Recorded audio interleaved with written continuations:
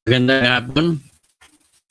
Bago magsimbang gabi, ay pag-usapan natin ito kung paano ang nakawan sa ating bayan mapahinto. Ang nakawan na big time, trillionist.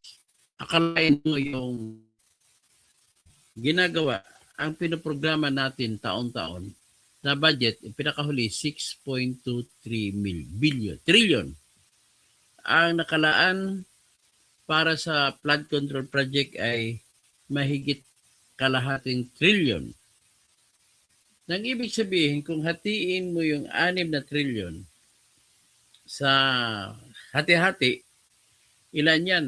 So, magiging 12. Ibig sabihin, halos 10% ng budget o kinikita ng Pilipinas. Hindi pa yung kinikita. Ang budget ng Pilipinas na gagastusin ay napunta sa wala. Naanod ang baha. Yan ang nangyari. Pero, yun lang kaisipan natin na ano ng baha. Mas nauna pang bulsa nila. Di ba?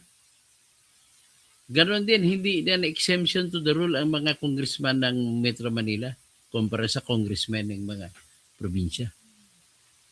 In fact, yung pinakamalaking isa ngayon sa 2026 na pundo para sa flood control, akalain mo, doon na nga tayo na control sa flood control. Tapos, paglalaan pa rin kayo ng flood control projects. Ang flood control projects po na pinakamalaki sa ngayon ay sa Abra, sa lalawigan ni dating Executive Secretary Bersamin. Kasi bago tinanggal si Bersamin as Executive Secretary, nagawa na yung budget. Hiningi nila ay 6 billion. Pinakamalaki siya. At malaki din ang kinuha ni Sandro Marcos. Kinuha din ni Martin Romualdez sa Leyte. So ngayon ang problema po natin, ipapakita ko sa inyo ngayon. Sana hindi na maulit itong nakawang ito. Kita mo, papakita ko sa inyo sa kaibigan ko na si Ace Barbers. Di ba, member siya ng Quadcom. Sikat na sikat siya. Tapos ang pumalit sa kanya sa Surigao bilang congressman ay yung kanyang misis. Ngayon, lumabas sa balita na kahit hindi pa umulan, bumagsak ang flood control project ni Ace Barbers. Ano na lang kaya dahilan ni? Bakit kaya? Bakit kaya? Ano? Hindi, walang lumalabas, walang kabilya, walang bakal. O, ito po yun. So, ngayon, ilabas kayo mga lumalabas ito ng mga corruption. At saka nagsauli naman itong si Engineer Opulencia ng 40 million. Siya pa lamang nagsauli ng pera maliban kay Engineer Henry Alcantara. Pareho silang taga Bulacan, First District Engineering Office. Ang nagsauli din si Alcantara ng 110 million. Nagtataka naman ako. Kapatid na Astra, si Bahar Angela. Oo, nagtataka ako. Perni Pinto, magkatataka ako. Akala ko ba nagdeklara na ang Court of Appeals na frozen? Ibig sabihin na frozen, nakatigil. Hindi pwede withdrawin ang pera nila. Bakit naka-withdraw? Si Henry Alcantara naka-withdraw ng 110 million. Tapos ito si Apolencia naka-withdraw ng 40 million. Ibinigay sa DOJ. Gusto nila kasi magiging state witness. Well, sa kanila natin pag-usapan ang kagalingan o kagandahan ng kanilang pagbibigay ng pera. Sa ngayon, no amount of money can erase the fact that thievery had happened already. Nakanakaw ka na, sinauli mo pera. Ang tingin mo ba ay nawala na yung pagnanakaw? Hindi. Nagawa mo na yung pagnanakaw, sinauli mo na lang, ang tawag yan restitution. Binalik mo lang ang ninakaw, but never will it erase or delete the crime of theft that you have committed. So, ito, sa konteksto na yan, ang lahat ng ito ay corruption. Examinin natin ang corruption at magbibigay ko ng housing solution. Tawagan, Dr. Toto Tirador Solution, ibibigay ko. I am authoritative sa pagbibigay ko yan. Mayroon akong K sa pagbibigay ng suggestion kasi unang-una civil engineer ako. Pangalawa, naging batikang abogado ako na marami na akong kasong korupsyon na hawak. Kaya, sa tingin ko naman, very sensible itong aking suggestion. At I will make this official. I will submit this to the House of Congress and the Senate of the Philippines para gumawa sila ng batas na ganito ang gagawin sa lahat ng mga project. This may be an amendment to Republic Act 9184 na tinatawag na Procurement Act. Okay, ito muna. Pakita ko muna yung resulta sa project ni pinakasikat na Quadcom na congressman dati. Oh, yan. Yan. Yan po ang yan ang flood control project ni Ace Barbers. Sir Ace, hindi pa umulan pero bumagsak na. Bakit? Bakit? Laki natin. Bakit? Sa Surigao del Norte yan. Wala pang ulan, bumagsak tapos wala ka makitang bakal. Alam mo, tingnan nyo na maigi yung diki na yan. Kung hindi nasira po yan, kahit na umangat pa yung tubig, pataas sa level ng dike pinakadulo, hindi tatawid sa mga taniman. Pero ngayon, dahil gano'n na nangyari, ano mangyari? Tatawid ngayon sa taniman, bali wala rin. Ano ngayon, saan napunta yung pera dito? Anong gagawin ngayon? Walang bakal, Sir, Congressman Ace Barbers, Paano yan ngayon? How can it be done? So ngayon, kagaya rin yan, walang ibang usapin na yan, ganon din ang nangyari sa mga usapin sa Bulacan. Tingnan natin, i-reviewin natin ang mga corruption.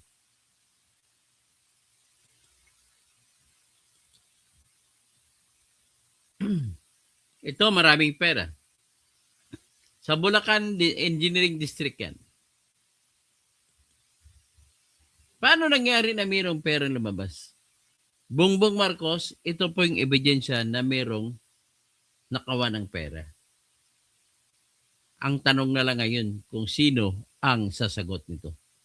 At ang una nakita natin sa hearing ng Senado, lumalabas ito ay inamin ng mga engineer, si Bryce Hernandez, si JP Mendoza, si Engineer Opolencia, si Engineer Henry Alcantara, si Engineer Roberto Bernardo, inamin nila na may nangyayaring nakawa ng pera sa flood control project.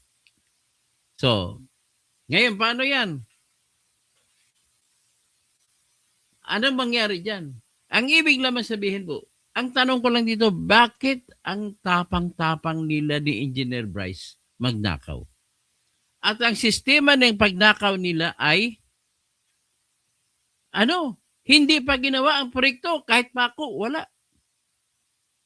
O kahit kay Ace Barbers, bakit natumba? Ang tapang-tapang yung paggawa ng diki. Mabawasak lang naman. O ito, ano bang dahilan? Alam mo kung matapang ang mga district engineers, may dahilan. Sino kaya ang dahilan? Hindi walang iba kundi mga congressmen. Ang mga congressmen natin at sa mga senador, nakialam din kasi ang senador dito sa Bulacan Engineering District. Binigyan 150 million. Ganong karami, mas mahigit pa dyan. Halos ganong karami, 150 million. Binigyan dyan si Bong Revilla, sabi ni Yusek Roberto Bernardo. Binigyan din si Jingkoy, sabi nila ni Roberto Bernardo.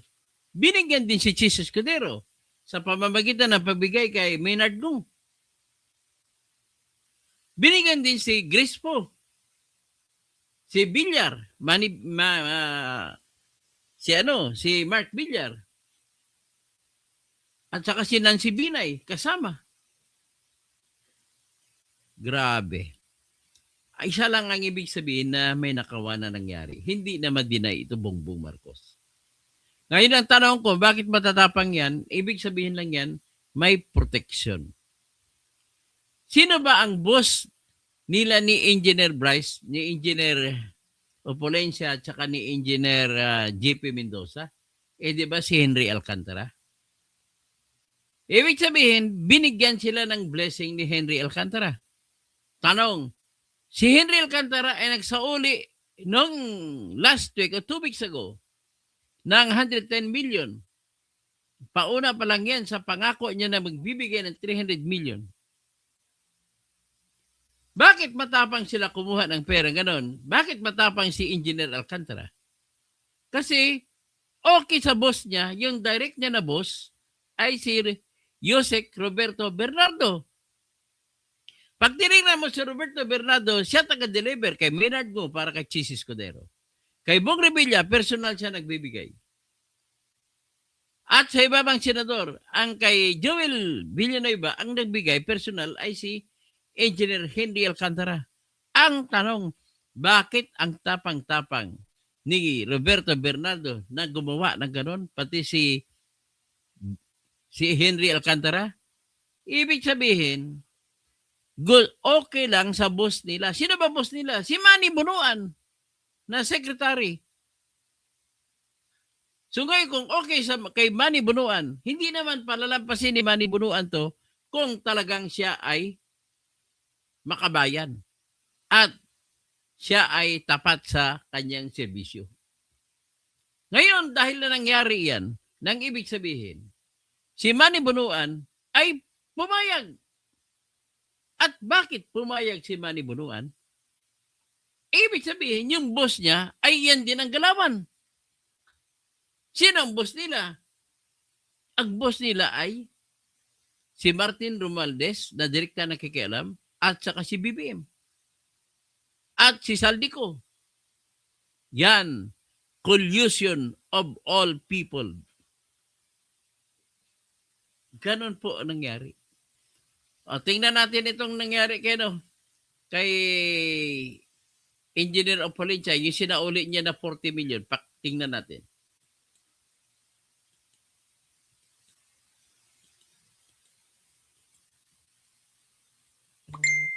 Ito kay Engineer Opulencia. Play na. Kailangan nilang pumunta sa department para makuha yung complaint laban sa kanila at nang sa gano'n, bigyan sila ng pagkakataon sagutin kung ano man yung mga demanda.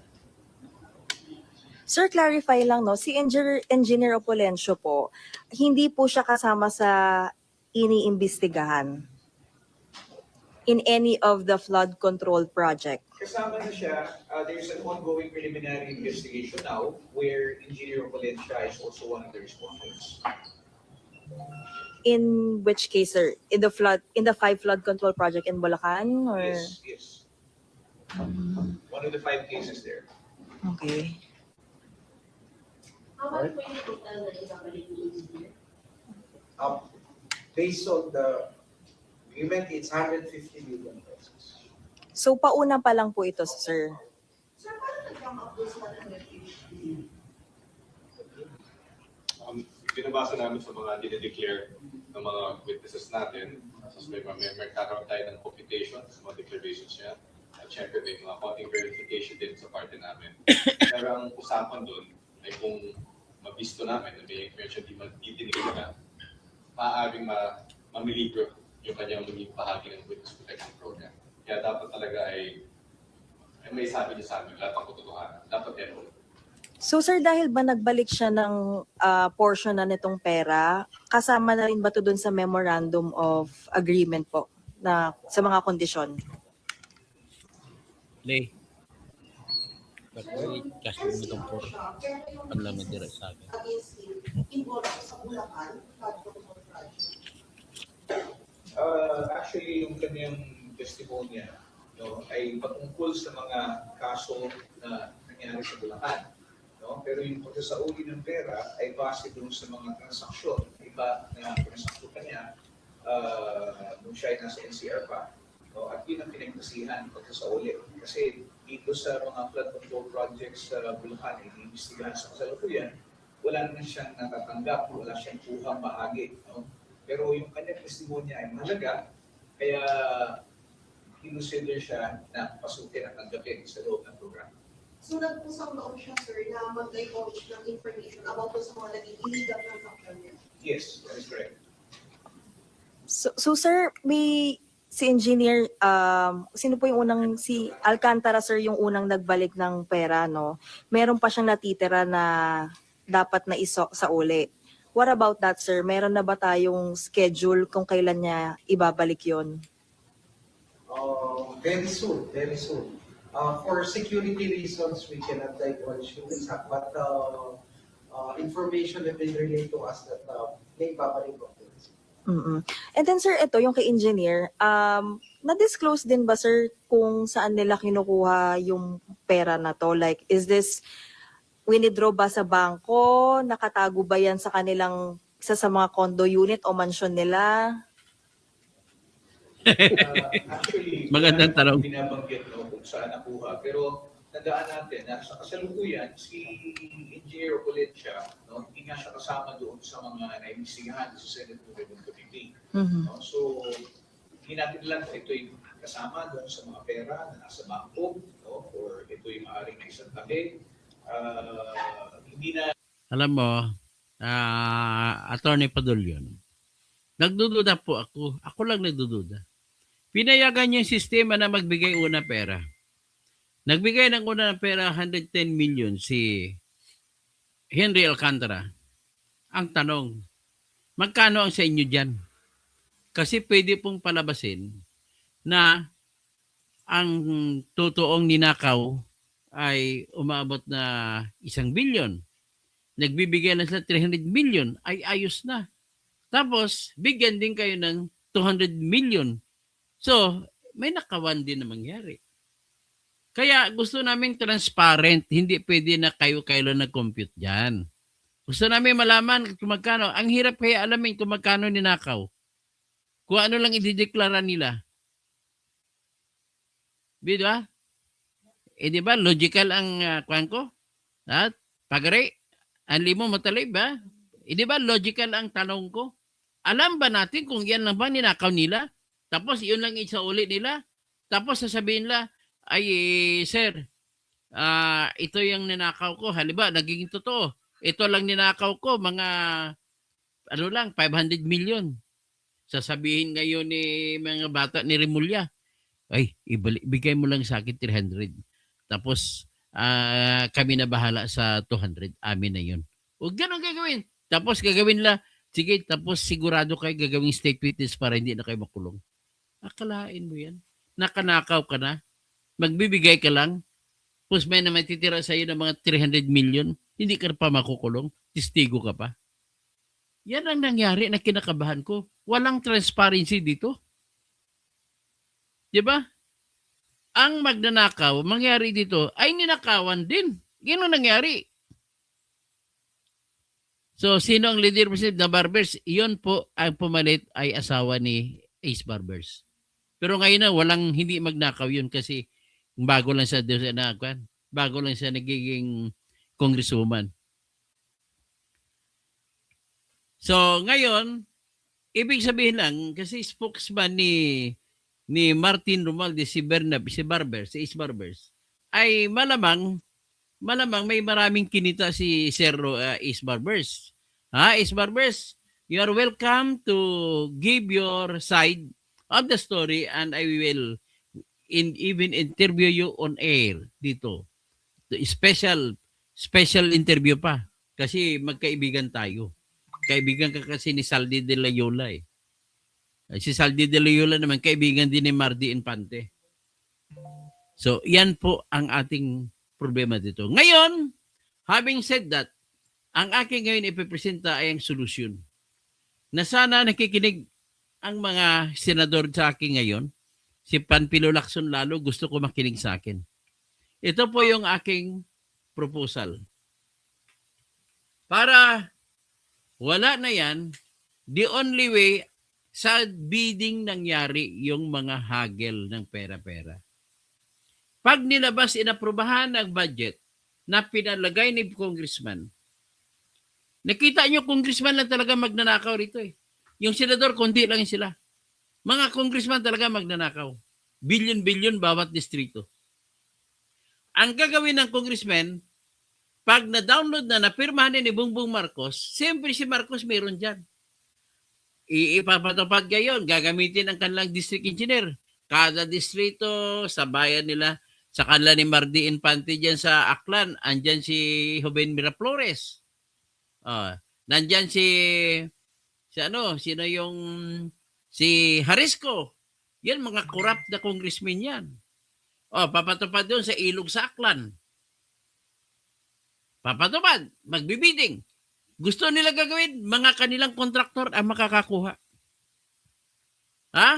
Kung makuha nila ng kontraktor nila, ay ang kontraktor naman nila ang tatanggap ng bayad mula sa DPWH. Ang ginagawa nilang nakaraan, kahit hindi pa tapos, kinukuha ng kontraktor ang bayad mula sa DPWH. Ang pinaka-problema talaga dito, Mardi Infante, na kung bakit napakadali magnakaw, ay binigyan ng Land Bank of the Philippines ng privilege ang lahat ng district engineering offices na mag-transaction online, hindi na chiki-chiki lang. By the use of cellular phone, i-transfer nila ang milyon-milyon mula sa pera ng gobyerno sa Land Bank nakalagay, papunta sa account number ng kontraktor. Kaya dapat tanggalin na rin, unang rekomendasyon ko, tanggalin na rin yon ang authority ng mga district engineers sa regional district engineers. Regional DPWH engineers, kagaya ni Engineer Ronel Tan, asawa ni Gobernador Helen Tan, na kurakot, pari-paring kurakot mo ito. At si Engineer Tan ay Regional Director sa Ilocos Region, bago siya nag-resign lang. At si Engineer Ronel Tan ang kumuha sa mga proyekto na ipinangalan para kay Diskaya. Pero ang totoong mga contractor ay ang kanilang mga subcontractors doon. So ngayon, ano ang gagawin natin? Kasi ganun ang proseso. Bakit? Ang unang tanong natin, bakit nagtatapang-tapangan ang congressman na kukuha ng pera sa kontraktor?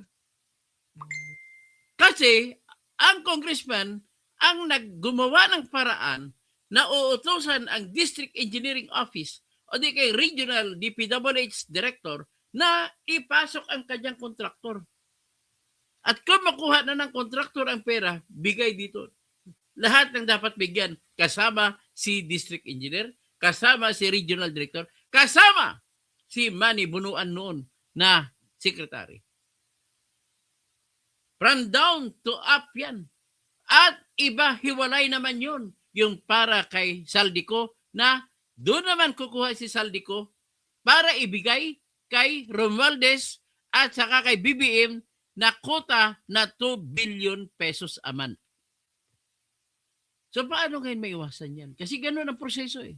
Una, tanggalin natin ang takot.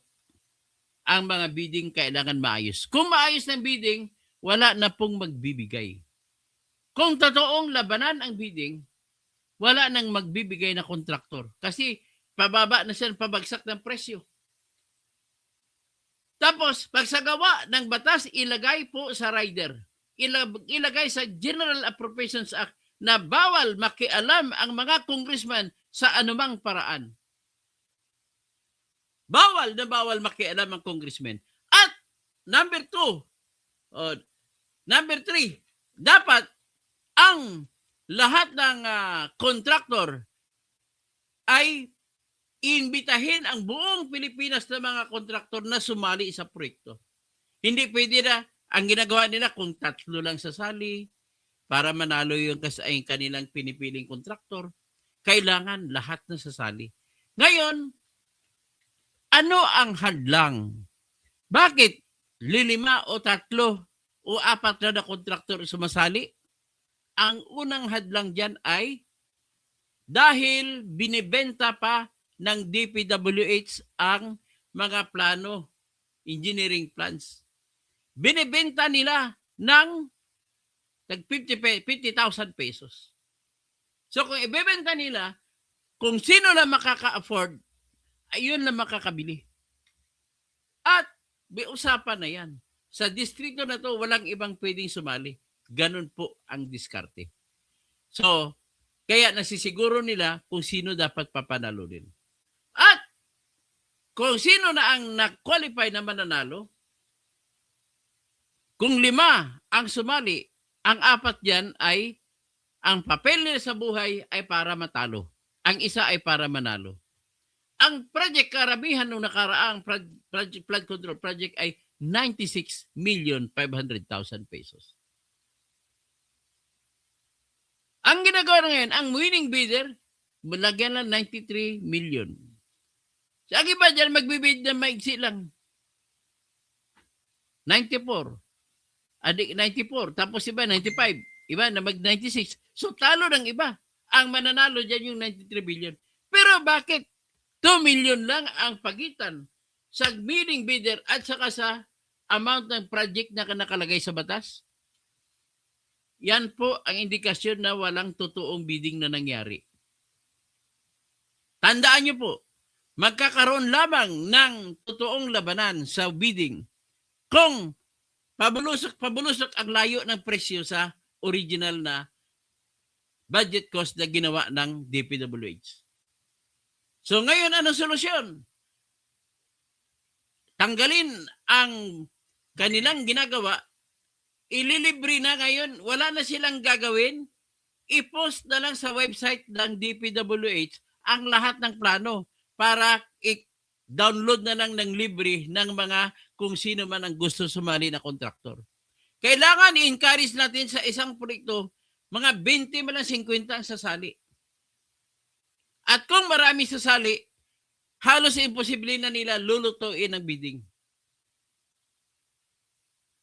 Yan po ang dapat gagawin. Libre na kasi kung bakit nagiging bakit mga 5, 3 lang sumasali?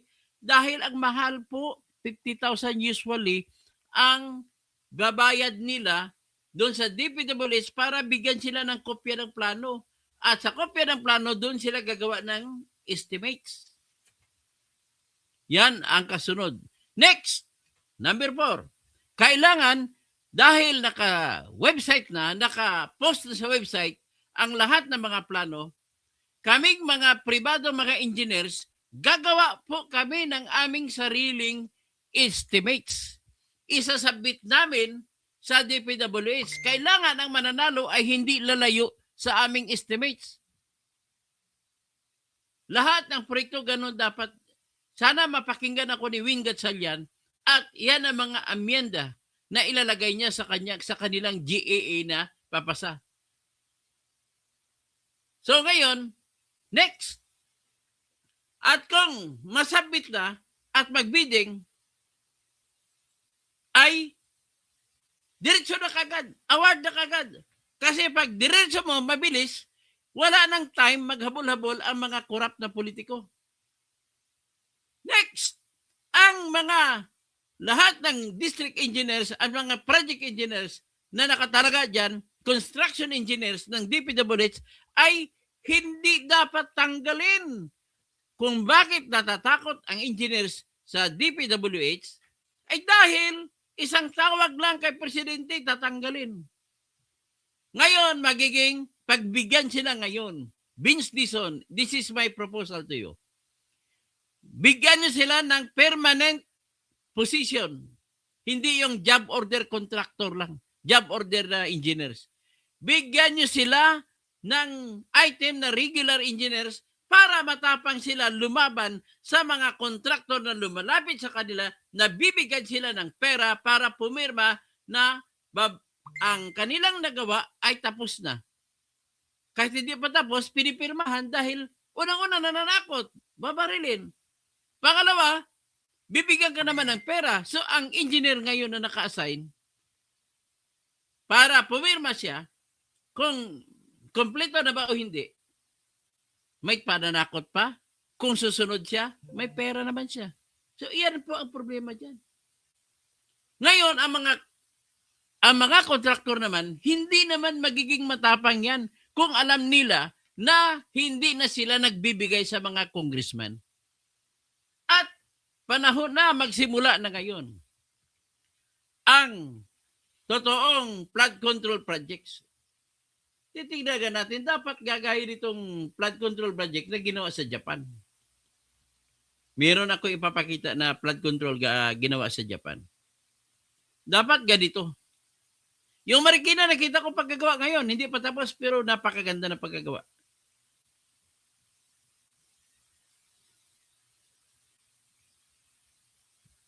Okay. Pero ipapakita ko muna. Dali lang. Ipapakita ko yung flood control project doon sa Japan na tuwing ang pangharang po ito sa tinatawag na kung mag-tsunami para hindi napapasok ang tubig galing sa dagat. Ito po yun. O, ipakita ko sa inyo ang project ng na flood control ng Japan. O, yan ha. Sana ganito ang gagawin natin na mga flood control projects. Tingnan nyo ang proyekto ng Hapon. Kahit na mag-tsunami, hindi papasok ang tubig sa kanilang sa loob ng mga kalupaan sa Japan. Di ba ang ganda-ganda niya kung sinunod yan? Palakihin natin. Yan. Yan po ang flood control project sa Japan. Tingnan mo kung gaano kagaling. Dapat nasunod natin ang ganong sistema. Nakailang tidal wave na ba? Nakailang tsunami na ba? Hindi pumapasok. Kasi ganon ang ginawa ng Japan. So ngayon, ipakita ko pala sa inyo yung ibang mga pera na sinauli.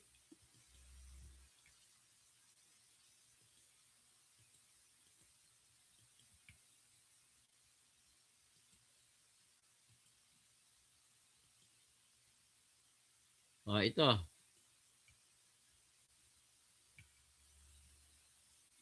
Ito naman,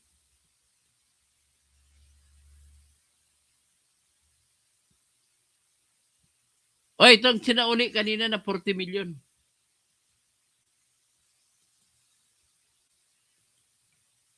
Yan, sinauli ni Engineer Opulencia. Grabe no? Yan, may close-up chat ba? So yan. So ngayon, ladies and gentlemen, yan ang mga aking suggestion na nung una para maiwasan ngayon ang sa bidding lang talaga nagsisimula yan. Fidel Mercado, magandang gabi. Punta ka mamaya, siguro, pagtapos ng simba. Tapos, ang mangyayari, sabi ko pinaka-importante na ang lahat na sumali ay ipublish sa website ng DPWH. Lahat na sumali na kontraktor. At lahat naman ng mga engineers na hindi sumasali pero may puso kagaya sa akin, gagawa ako ng sarili kong estimates. I-publish ko rin para ihambing sa mga estimates ng mga nagsusumiti ng bidding. Para hindi lalayo. Aklain mo. Kung totoong bidding yung project na 96,500,000, kung totoong bidding, marami magbibidding noon hanggang 70 million. Kaya nga, red flag. Indikasyon niya na may nakawan na yarian ng bidding kung ang bidding, kung 96,500,000 ang project cost, ABC kung tawagin, agency budget cost. Kung 96,500,000 ang nilaan ng batas, ibig sabihin po, nung nakaraan nila ginagawa, ay overpriced na yun ang budget cost nila kasi nakabase yun sa estimate na mataas ang presyo ng simento, mataas ang presyo ng buhangin, presyo ng bakal, presyo ng bato, at presyo ng labor, presyo ng pag-uupa ng mga ekwipo kagaya ng payloader, kagaya ng backhoe, grader, pison. So kaming mga engineers na makabayan ay maingganyo kami na mag-estimate bawat lugar. Halimbawa, engineer ako dito sa amin sa South Cotabato. Kung may proyekto dyan para kay Congressman Ferdinand Hernandez at nakita, kukumpiting ko yan. At siguraduhin ko, isasubmit ko sa district engineer yan. Para ang district engineer, ibibigay niya sa mga kontraktor.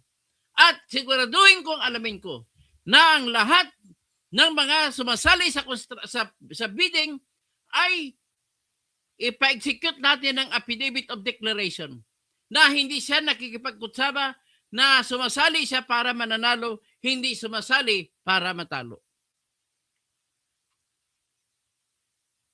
Tapos, habang nagpapatuloy in discussion, i-live stream para manood ang mga mamamayan na nasa distrito ng mga proyekto na binibidding, manonood ang mga mamamayan. At may comment section, magko-comment ang mga mamamayan. At panghuli, sa pagsasagawa ng proyekto, maglalagay dapat ng stand-alone na CCTV o di kaya body camera.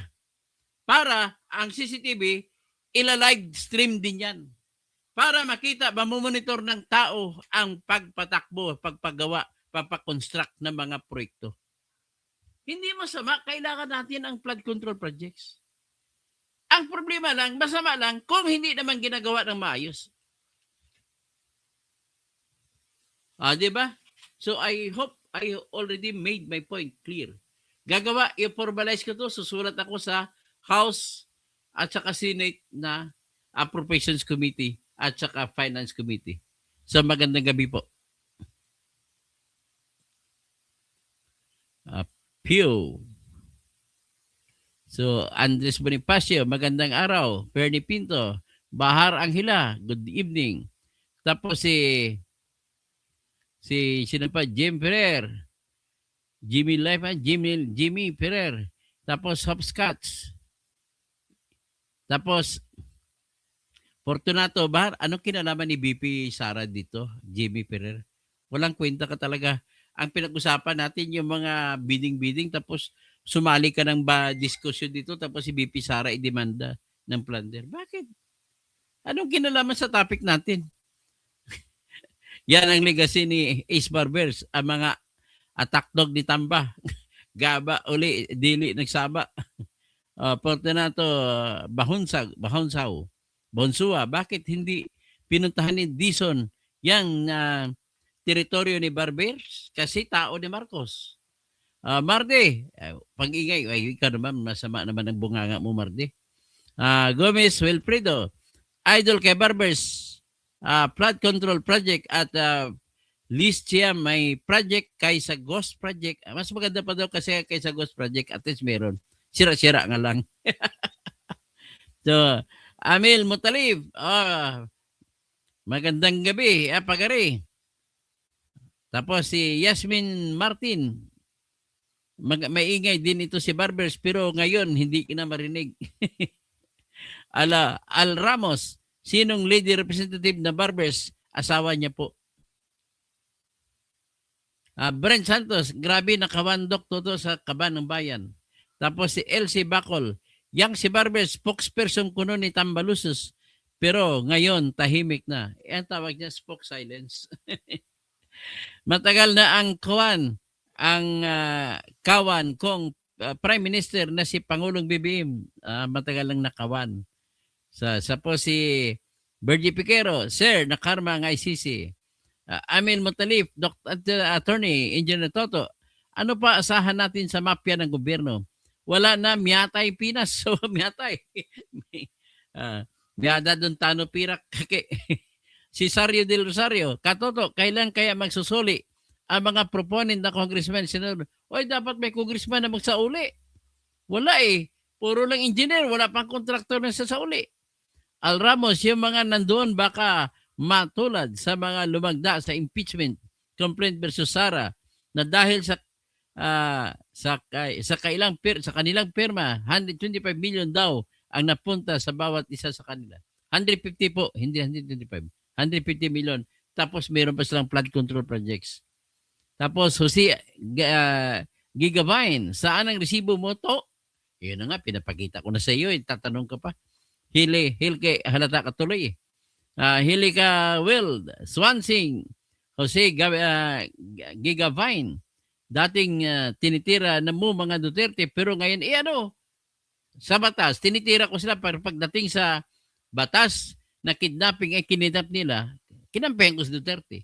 Kasi mali yon batas. Tio Padla, Dr. Toto Kausik is an honest person. Salamat po. Homie, sir, paano po yung mga mayor at governor?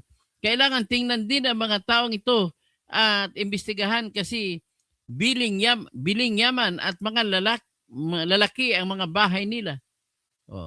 Dennis Kausik, may kapatid. Cinderella, ay hindi yan kasalanan ng presidente. Kasalanan dahil siyang pumirma, siya nagpalabas ng pondo. Ganun lang kasimple yan. Hindi sila makanakaw kung walang pondo. Yung kapwa ko imisyuan, si Jet Style TV, watching with ads, no? From Saipan, USA. Si Fidel Mercado, kapatid. Good evening. Ang tunay na may malasakit sa ating bayan. Mabuhay ka, Katoto. Carlo, ni isa wala pa pang nakulong at yung era missing pa rin. Cinderella, huwag kayo magmamadali. Lynn H. Apo, galit. Pilit sinasama si BP Sara na wala naman kinalaman sa flood control. Bienvenido, Gersentan. Mabuhay ka, Tony. Salute to you for the truth. Ariel Servito, sir, mahirap yan ang gusto mo kahit tama ka. Kasi ang paplano, ang politiko ko, ano ang gusto nila, yan ang masunod. Hindi, kailangan baguhin na natin. Kasi oras na magkaganon, wala nang congressman na tatakbo kasi wala nang nakikitain, panay gastos lang. Judith Hangpi Aradanas, langgong ni Barbers, Gayam, kala mo, santo kung magsalita kontra kay BP para makasuhan. Kaya yan, boss, to. PM, parang sa Davao po, may plaza pa sa gilid. Cinderella, Ramil Madriaga, ay wala yung sinungaling todo yun. Member Mimi Authority, good evening Sir Toto. Tapos si Estela Servano, may malasakit ka ba? Ron Roberto, ano ba sabi ng COA sa CFD Bapa ni BP? Ano na daw? Malinis na ang kabuuan, malinis na unqualified. Unqualified to have passed. Raymond Lagi daw. Tapos, Idol, bakit ganun na lang ang galit ni Trillanes sa mga Duterte? Hindi kasi pumayag si Duterte na kunin siya na Vice President noong 2016 na election. Tapos, Merlin, sana makulong si Marcos at Romualdez. Tapos, Merlin, hi sir, Ariel Servito. Ang tanong, sir, paano makabago mas may power sila? Hindi na, dapat sundin nila. The end is near, Duterte. Ay, mahilig kang laban kay Duterte. Anong kinalaman ni Duterte dito? Walang kinalaman si Duterte dito sa bidding-bidding. Mga Marcos na bidding ito. Talagang ikaw, Cinderella, naimbag Rabim sa mga kabsat ko. Maya Pabingi sa mga kabalen. Maray na Banggi sa mga Bicolano. Jason Marcos, boss, maayong gabi. Merlin, ang pari adik, sana nakulong din. Maria Quillosa, yes laban mga didis, God bless us all. Norberto Chua, bakit wala pang nakukulong na congressman? Dapat congressman sa mga tuwad ko. Maraming salamat po, tayo magsisimba. Cherry Hobersten, Idol Toto, sana buwagin ang kongreso. Maraming salamat, paki-share, paki-like, at yan lamang ang mga inspirasyon ko para magpatuloy ng vlog para maintindihan ninyo ang issue sa ating bayan. Okay, magandang gabi. Jen Ramos, Imbag Rabim, Kabsat, okay. Ariel Servito, paano sila susunod sa atin? Sila